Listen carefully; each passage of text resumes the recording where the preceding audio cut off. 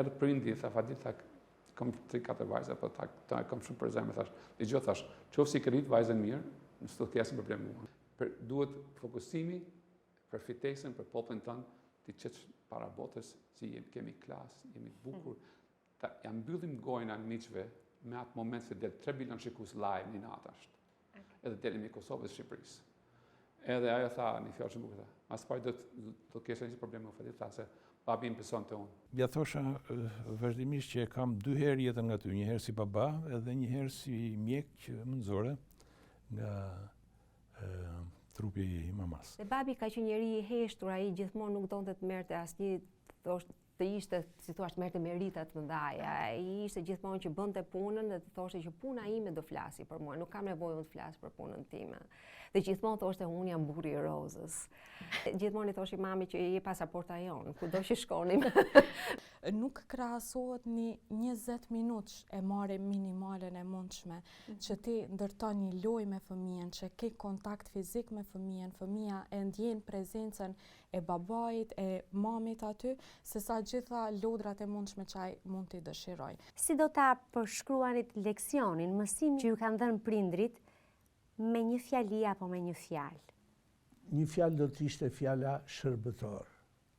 Njëri duhet ta ketë për nder kur i shërben të tjerëve. Po si nuk thua që bravo, edhe të më ngresë pjedestalit dhe për këtë gjë që kam arritur.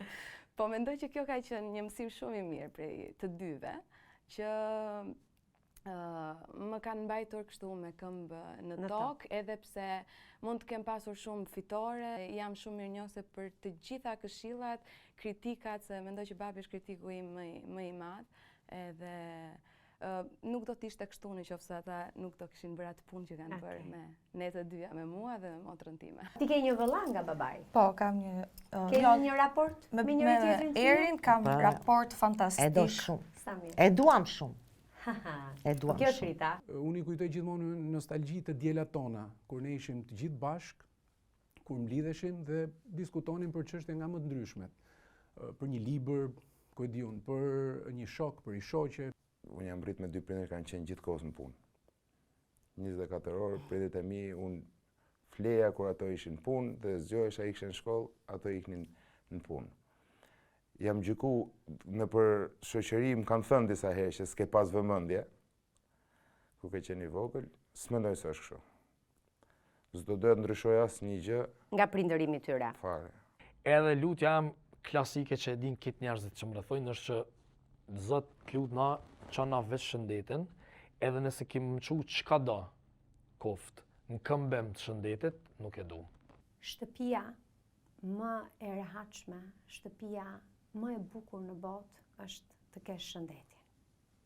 Jo të kesh një shtëpi të madhe, apo shtëpinë e ëndrave. Të jesh